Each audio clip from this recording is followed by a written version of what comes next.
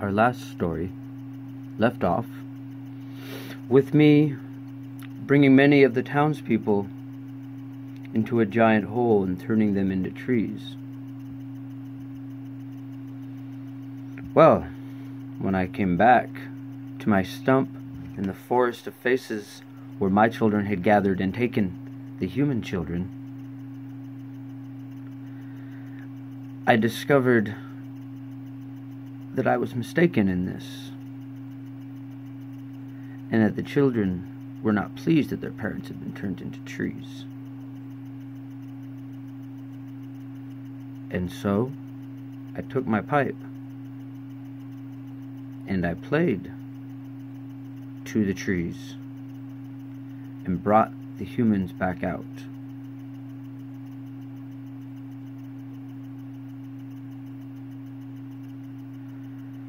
And these humans taught me of human warfare and soldiers, and why I should fear swords and arrows as much as I feared axes.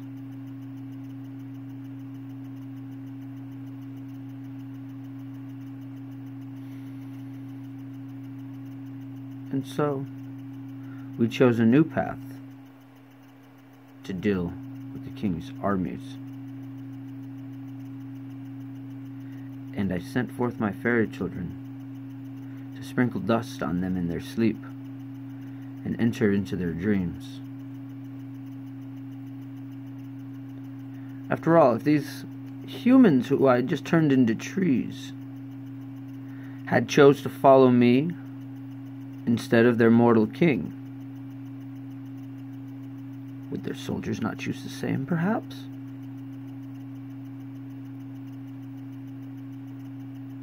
And so they entered into their dreams to lure them away, and his army shrank.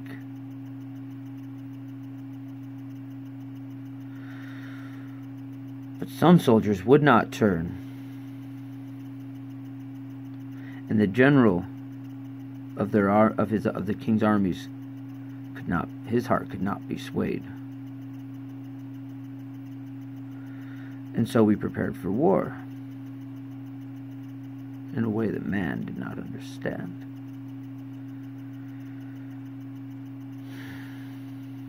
The day approached,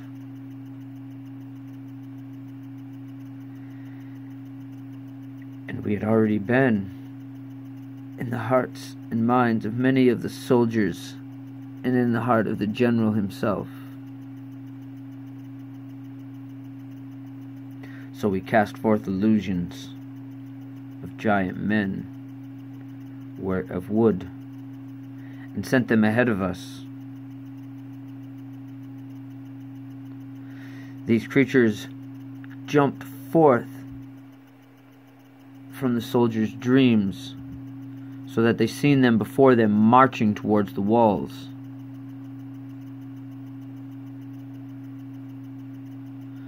And the soldiers became occupied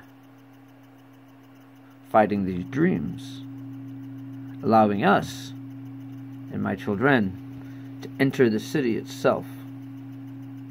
This time we had bought Grax.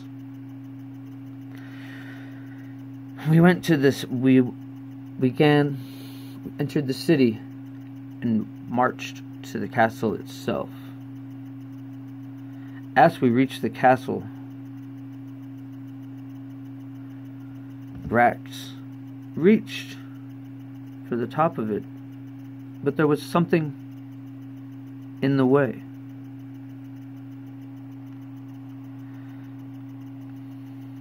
A barrier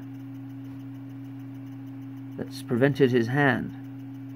And I as well tried to reach, and as I walked within a certain distance of the castle, I could feel my body solidifying, becoming harder and harder until it simply could not go farther forward, and I had to retreat. Looking up on the castle, I saw a robed blue figure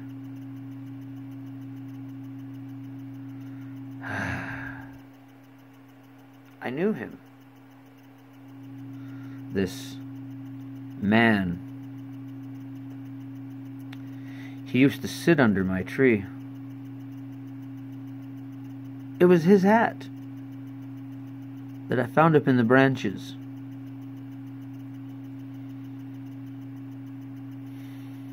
This human had learned magic sitting at the base of my tree. And now he used it to prevent me entering the castle. Well, this was a magic I could not stop. I tried to play to the man, but he could not hear me. The dust would not touch him. I could not get in. Neither could Graxon, neither could my children. Perhaps the human children could have walked through. Their parents could not have, because I had brought them through the trees, and they were no longer normal flesh. They were no longer the flesh of a mortal man. They had been changed. And they too were blocked by the barrier. But I would not send in actual children to fight whatever soldiers were left on the other side of that barrier.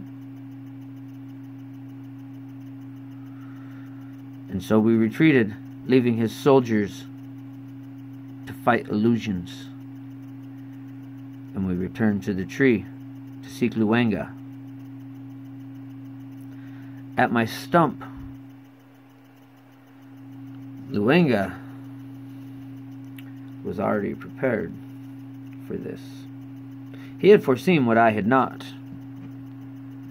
and he had set a circle around the stump, a circle of stones. And Luenga came forward. He was even smaller than I then. Small old man. And he came forward and he said, "They can block everything but the tree. The stump and the tree are still one, and you and Meryssa are still part of that stump. If you allow them to go through with this ceremony, your souls, your essence will be sucked into the spell itself. Empower the king's spell to making him part of the land. You must stop him. The only way is for you and Meryssa to go through the stump and meet him." Now, parts of this story I must tell from a perspective that is not my own. As we were doing this, the king and his wizard and several other of his wizards had taken my tree, the top of my tree, and carved it into a large, tall, ornate throne that stood up through the center of the throne room. It was very intricate and carved up. It was very high, very tall. It reached up into the rafters of the castle. And in the bottom they had carved a seat, and they had made a circle identical to the one that Luenga had made around the circle of the stump, except for that his was painted and made of marble, while the stone at the stump was made of river stones. The circles had the same spell cast upon them, the same colors of stones.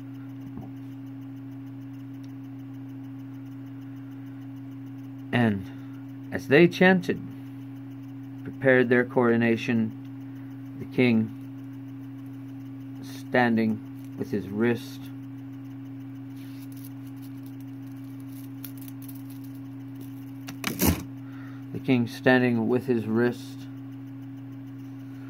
out over top of the throne.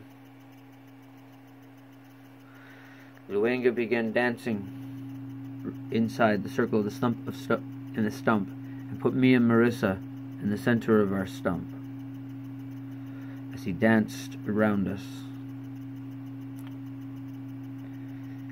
He danced as they chanted in the castle. And as he brought us farther and farther into the trance, they became farther and farther into their ceremony. Ruwenga danced to bring the stump in the tree back, to push us in, to bring us to where the tree was. And as Luenga reached the crescendo of his spell, so too did the king's wizards reach the crescendo of their spell, and we appeared in the castle room. As the wizards were around us chanting, the king had his wrist out and said, and as he said, with my blood I spill, as I spill this blood across the earth, so too I unite my blood to the land, or some such words. He was getting ready to rake the knife across himself. I charged forward, crashing into him. He reached forward with the knife, plunged it directly into my chest. My blood spilt out onto the ground, onto the earth of the castle floor. My blood seeped up into the wood of the throne. And as Meryssa screamed, my tree began to grow, and the walls began to change, and stone became wood, and metal became rock. And slowly, everything around me changed as the castle became one with the forest, and the tree grew into the castle and rose up. And the king faded into the walls, as did his wizards, being drawn into the spell to become part of the walls of the stone wood that was our castle tree.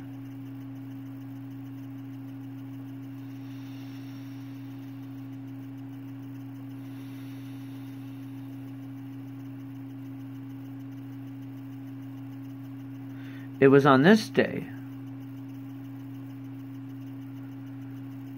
that I became king.